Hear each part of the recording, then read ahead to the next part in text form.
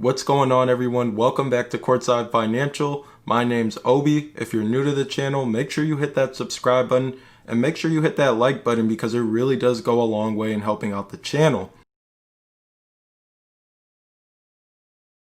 Today we're going to be talking about Virgin Galactic Stock. The stock currently trades at $21.21, up 14.33% for the day. So a big day for Virgin Galactic stock. I'm personally up about 40% in a little bit over a month, so that's pretty good, right? I feel like we were long overdue for a Virgin Galactic video, so without further ado, let's get started. The news here today is that yesterday, Virgin Galactic actually appointed a new CEO, which is Michael Colglazier. He was the former president and managing director of Disney Parks International, so he's had a huge role and it's something that's not to be taken lightly. Now, when I saw the headlines, I was like, what about George Whitesides? You know, he's been with the company for about a decade and he's helped them get to where they are today. Well, George is still with the company and he's actually going to be working on something that's super important for the future of the business. George will now assume the role of Chief Space Officer. In doing so, he will help develop the hypersonic travel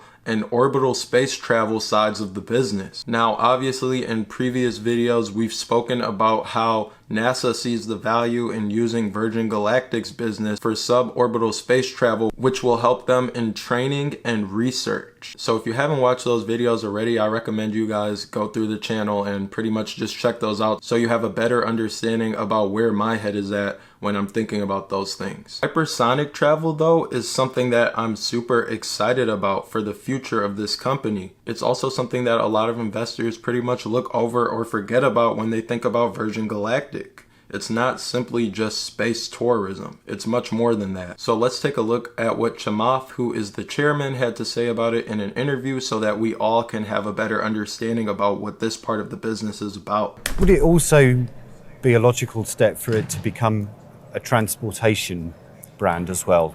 In fact, in terms of, it's not just sending people up to space, but it's also sending them incredibly quickly to Sydney from London. In fact, so if I take my hat off as an engineer and put my hat on as the investor, what I'll tell you is that in order to build something that can send people to space and back, what you are really doing is validating a bunch of very difficult technical concepts. Mm-hmm.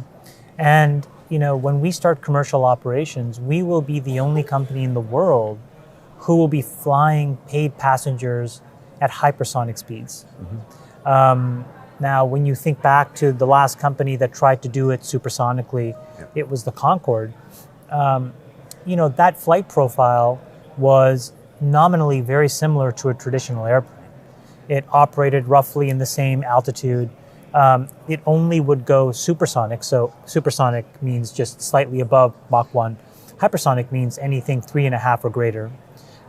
It would only do that over the oceans because of all of the sonic boom and whatnot. But this is a product that could theoretically ferry passengers across any 2 points in the world at roughly, you know, less than 1/5 of the time of a traditional airplane. So if you think of a Los Angeles to Shanghai flight, which is typically 12 hours, or you know, Los Angeles to Hong Kong, 13 hours, it becomes under 2 hours.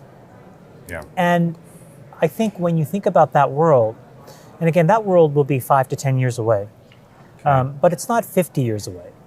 But in that world, what happens is you completely start to reevaluate the whole concept of travel and leisure.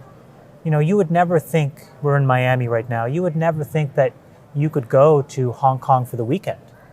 Yeah. Or you would never think that, you know, if you were in, you know, San Francisco, that you could go to London for the weekend.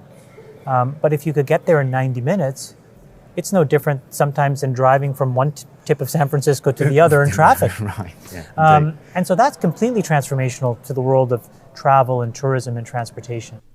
So obviously this type of travel would be extremely disruptive to existing industries should it succeed. Think about how many people fly for business purposes and they need to meet with people in different countries. In the business world, of course, time is money.